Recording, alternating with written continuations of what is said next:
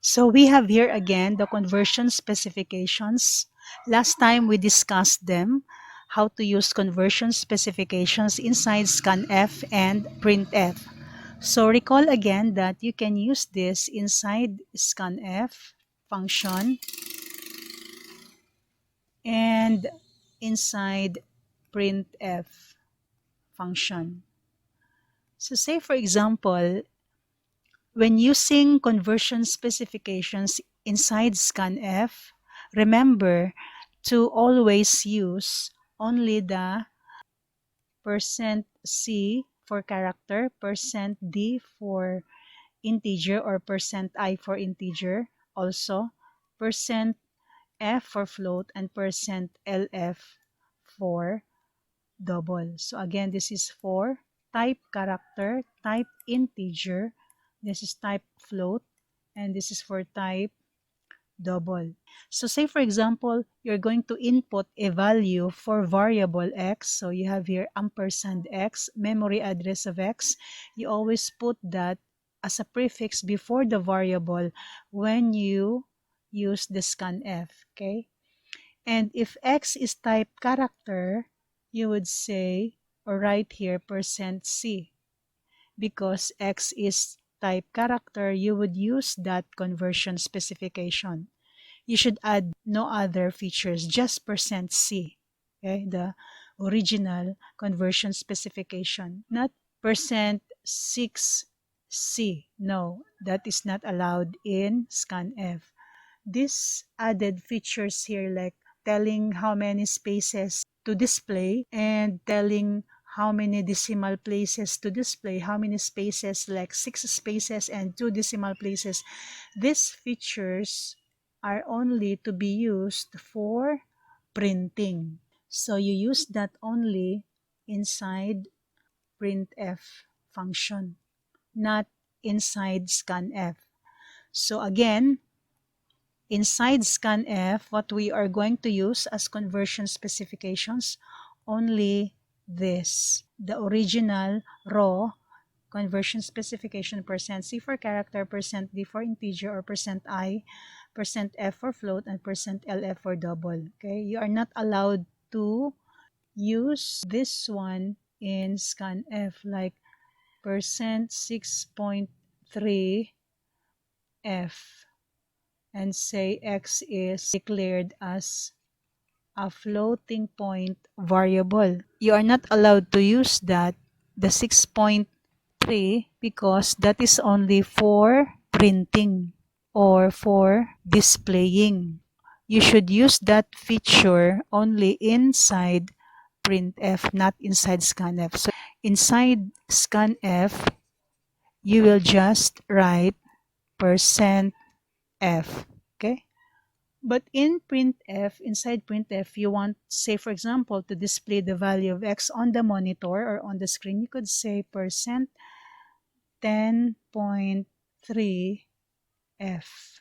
The 10.3 means to display on the screen the value of x in 10 spaces and 3 decimal places.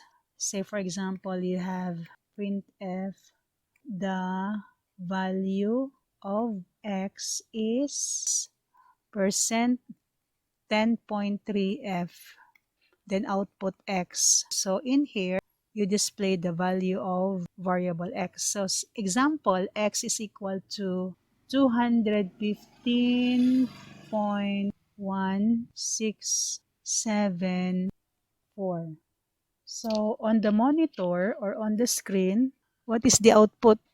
On the output window, it would say the value of x is, say for example, that is just one space, one space, one space, one space, one space, and then after the f is the period, is, after the is, you have one space for that, and then you allocate 10 spaces, 1, 2, 3, 4, 5, 6, 7, 8, 9, 10 spaces, 10 spaces to output the value of x, and in 3 decimal places. So 1, 2, 3.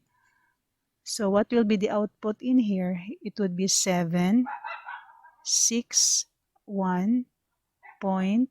This is 5, 1, and 2. So it only has how many spaces? 1, 2, 3, 4, 5, 6, 7. So there are 1, 2, 3 spaces that are free or unused. So there will be a bigger gap, 4 spaces gap between the word is and the digit 2. And by default, the number is right justified. So the free or extra spaces are displayed on the left side. And we have a period here because there is a period there inside the printf. Now, I already discussed with you one example of escape sequence, which is this one, the \n new line character, right?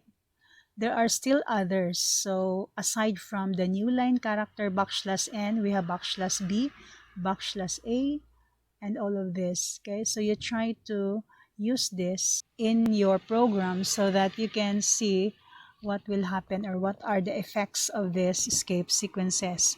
So for the \n, this moves to the next line. The \b is backspace. This is sound or bell. You can hear a sound. And this is tab. Okay, so you try this in your program. Recall the syntax of constant declaration.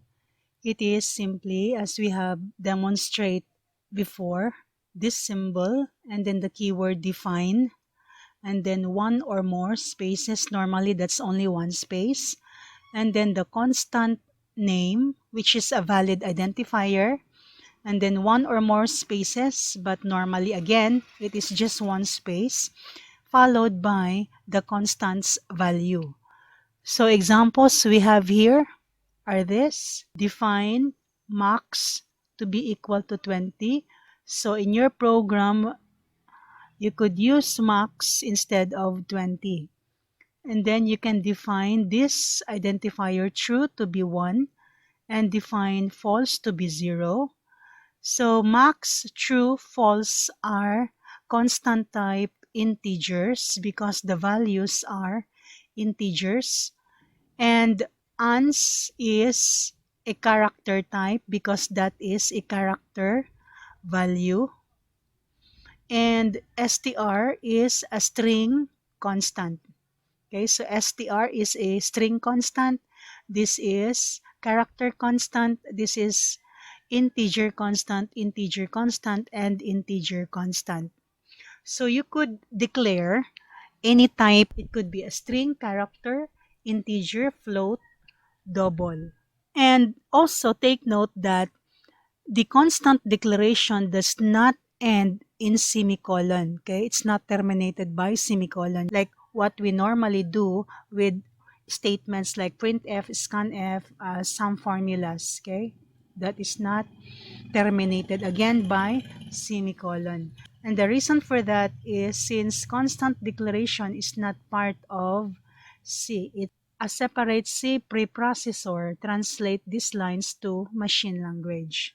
For the arithmetic operators, same in mathematics, we have this one for addition, subtraction, multiplication is asterisk, this is division. Now, if the two operands are both integers, we call this integer division. Again, if the two operands are both integers, this is integer division. So when you say 5 divided by 3, the value of that is type integer because it is integer divided by integer.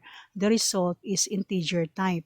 And what is that integer value? What is the whole number quotient when you divide 5 by 3? That is simply 1. This is 3. And then minus. The remainder is 2. This is the remainder, and this is the quotient. This is called integer division because the two operands, left and right operands, are both integers and the result is an integer. Okay, so it is just the quotient. So 5 divided by 3 is simply 1. But when you say 5.0 divided by 3, that is simply what? 1.666 or 1.67, right? So when you use division for operands where both are real numbers, or at least one is real number, the result is a real number or a number with decimal places. But when you use it for both integers, then this is called integer division, and the result is an integer, not a real number with decimal place. So in general, when you say real number divide by real number, the result is a real number. When you say real number divided by integer, the result is real number. When you have integer divided by real number, the result is real number. When you have integer divided by integer, the result is integer. This is the only exception to the normal division. So all of these three, that's normal division. Normal division would result to an approximate value or a real number. So whenever at least one operand is a real number, the result is a real number. The only time that the result of division is type integer or integer value, that is when both operands are integers. So remember this rule for division. This is normal division, while this is called integer division. So make sure that you are careful to use this one. Say for example, if you have to compute the area of a triangle, what's the formula? You say area is, in mathematics, that's 1/2 base times height, right? That's the area of a triangle or a right triangle. So if you're going to write a program that computes the area of a right triangle given the base, this one, and the height is this side, this is the base. So what is your instruction in your program? You would say to represent 1/2, you would say 1 divided by 2 times base times height, right? You could write it this way. But notice that this would result to 0 because both operands are integers. And so this is integer division. So 1 divided by 2, the quotient is 0, remainder is 1. This is the remainder, this is the quotient, and this is the value that will be returned by integer division. So this is 0 times base times height. The value of area is 0. Okay, so be careful with using this one. So if you want the normal division, then at least one of the operands should be a real number, not an integer. Okay, so you could say 1 divided by 2.0 or 1.0 divided by 2, or you could say 1.0 divided by 2.0. So all of these expressions would result to 0.5, right? A real number, not 0. And the last operator we have here is called the modulus, or the remainder, or the modulo operator. It returns the remainder. So when you say 5 divided by 3, that is integer division, it gives you the quotient 1. But when you say 5% 3, that gives you the remainder, which is 2. So again, this is integer division when both operands are integers. Therefore, it returns type integer, which is only the quotient. And this percent sign here returns the remainder, which is 5 divided by 3. The remainder is 2. So it gives you 2. And take note that the percent or the modulo or remainder operator are available only for integers. You cannot say 5.0% 3, okay? This is the modulo percent operator that returns the remainder, is an operator used for both integers only. So since this is real number, that is invalid. You will have a syntax error if one of the operands of the modulo or percent operator is a real number. So again, this is only for integer operands. Now note that there is no exponentiation operator available, but there is a predefined or built-in function POW which performs the exponentiation operator. So if you want to compute for x raised to y, you could just call the function POW, passing these two variables as parameters x comma y. So that's how you call it, where the first parameter is the base and the second parameter is the exponent. If it is x squared, you could just write it this way, x times x. Okay, or you could call POW and call it this way, x comma 2. So x is the base and 2 is the exponent. That's equivalent to that or to this. For the modulo operator, which is this, the sign of the first operand is the sign of the result. Say for example, we have 5 divided by 3. The result is positive 1, right? So when we say negative 5 divided by 3, that would be negative 1. The sign of the first operand, this is the first operand. The sign of the first operand is the sign of the result. This is positive, so that is positive.